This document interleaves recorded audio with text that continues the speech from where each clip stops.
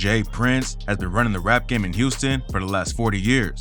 He started Rap-A-Lot Records and made Drake famous. Lately, he's been in the headlines for beefing with Offset over Takeoff's tragic death in Houston, and there's a good reason why people are worried about Offset's safety right now.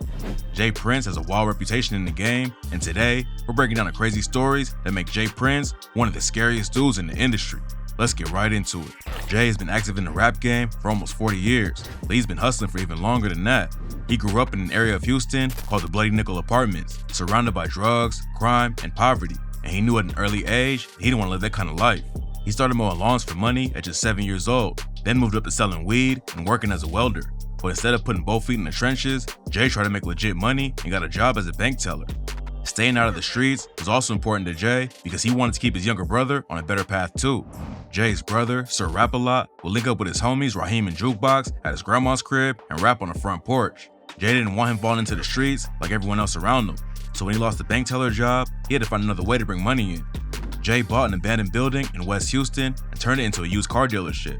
But selling rundown whips wasn't enough, and not before long, he was selling exotic cars to athletes. Then in '86, Sir Rap-A-Lot started recording tracks in the same building. The next year, Jay linked up with a computer science major named Cliff Blodgett and officially started Rap-A-Lot Records. Back then, Southern hip-hop didn't have any space in the industry, but all that changed when Jay Prince hopped into the game. He put together a crew called the Ghetto Boys, which eventually became one of the most influential rap crews ever. At first, it was Jay's brother Sir Rap-A-Lot, Bushwick Bill, and Willie D. Then, after Jay discovered Scarface in a parking lot, he took his own brother out of the group and replaced him with Scarface. It was a cold move that made financial sense, and it proves that even back then, Jay Prince knew how to see the bigger picture. It didn't take long for Rap-A-Lot and its artists to start having a major impact on the industry.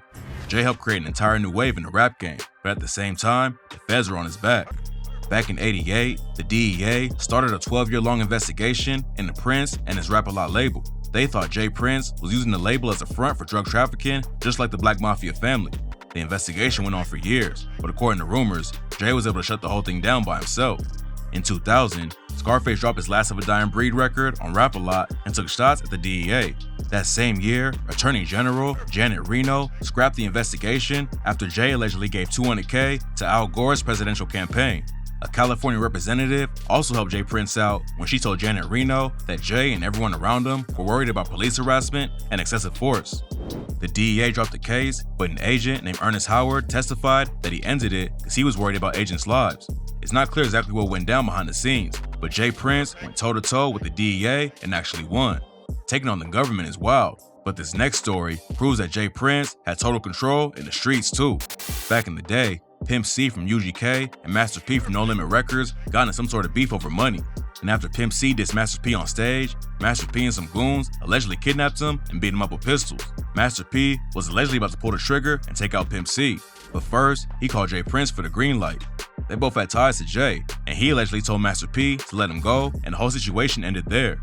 Master P is another massive figure in the rap game, so him calling Jay before doing anything shows how powerful he is. There's no real evidence to back the story up, but Pimp C allegedly confirmed it on the track I Know You Strapped when he rapped, "You weak, so you call Houston for the hit, but didn't know that we got gangsta all over this so now you gotta deal with the king, cause you done crossed me 3 times, we just can't let that go."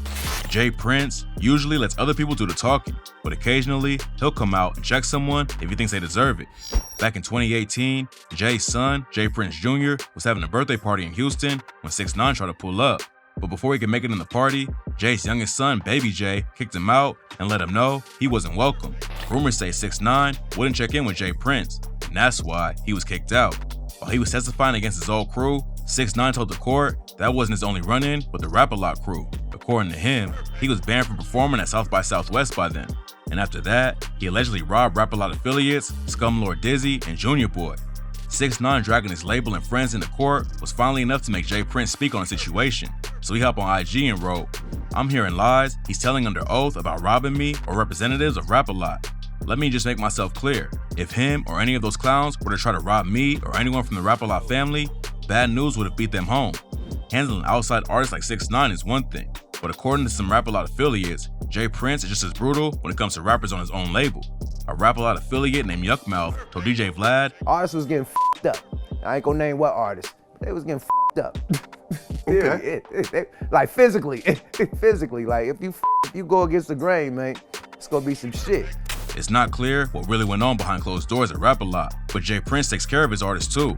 Back when Almighty Jay was brutally attacked and had his chain snatched, Jay Prince hopped on social media and called for backup.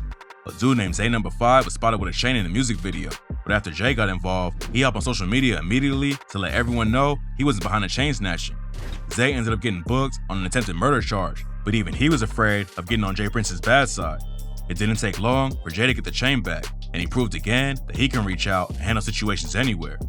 Rap-A-Lot Records isn't putting out classic albums like back in the day, but Jay Prince is still responsible for starting the career of one of the biggest artists in the world. And when Diddy threw a punch at him over a song, Jay stepped in and actually sent a diss track. A lot of people think Birdman and Lil Wayne are responsible for turning Drake into a superstar, but it was actually Jay Prince and his son Jazz. Jazz discovered Drake on MySpace and wanted his dad to sign him, but Jay wasn't convinced at first. Jazz finally convinced Jay to get on the phone with his homies in Canada to check out if the buzz on Drake's name was real, and after that, they brought him to Houston and connected him with Lil Wayne. A few years later, Diddy allegedly threw hands with Drake over the track 0 to 100 / The Ketchup. According to TMZ sources, Boy Wonder gave the track to Diddy and Drake to lay verses down on it. But after 8 months, Diddy still hadn't recorded a verse, so Drake just dropped the song by himself. The track became one of Drake's biggest early hits, and Diddy allegedly walked up to him in a nightclub and said, "You'll never disrespect me again," and threw a punch. Diddy's a legend in the game who allegedly has strong street ties too. But after he attacked someone in Jay's circle, Jay dropped a recorded warning called Courtesy Call and said, "Let me put these bully on notice by letting them know that Drake is family. Puffy feeling like he can put his hands on my family opens the doors for his family to be touched. You reap what you sow." Putting out a warning like that was a crazy move. Rappers send wild shots on diss tracks all the time, but for a hip-hop godfather to publicly threaten a legend like Diddy was crazy. Luckily, the situation cooled off and Diddy squashed the beef with Drake, but Jay Prince reminded everyone why he shouldn't mess with the people in his circle.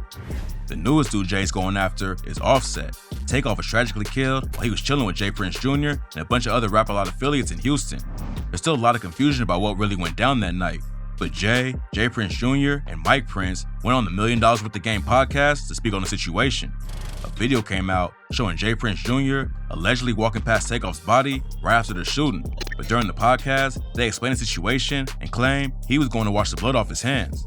Then at the end of the interview, Jay called out Offset and said, "You wasn't really right there with Takeoff when he was alive, you know what I mean? So for you to be taking these positions that you taking, you know what I mean? And I got people everywhere, so I hear all kinds of things.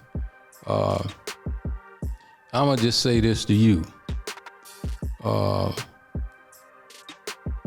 Don't never put me in no position where, I have to defend myself. You know what I mean? That wouldn't be healthy for you." The whole Prince family got a lot of backlash for the interview, and it sparked a back and forth between Jay Prince and Offset too. Offset clapped back on IG, then Jay made a wild video where he claimed he stepped in to help Offset after Lil Baby's 4PF crew jumped him in 2020. Jay also claimed that he kept Cardi B safe when she allegedly had some Crips in LA trying to get at her for using the word flu instead of blue on a post. Cardi B, Offset, and Wack 100 called cap on Jay's side of the story, but it's not clear who's really telling the truth. There was some crazy rumors flying that Jay Prince actually got arrested for threatening Offset and that Offset was in protective custody. Everyone in the rap game was shocked by the wild headlines, but it looks like it was all made up for clicks. Offset commented on it and said, "What the is this cap ass shit?" Then Jay posted a video of himself chilling in his yard, which proved that the whole thing was fake. Losing Takeoff was tragic enough, so hopefully Jay Prince and Offset can squash whatever they got going on before someone else gets hurt. Jay Prince is a scary dude in hip-hop, and it's not just his street ties that makes rappers afraid of him. Besides allegedly running the entire rap game in Houston, Jay Prince has money coming in from every direction. He was Floyd Mayweather Jr.'s first boxing manager and has managed all kinds of champion fighters. He owns a massive cattle farm, started his own condom company, and even bought a private island.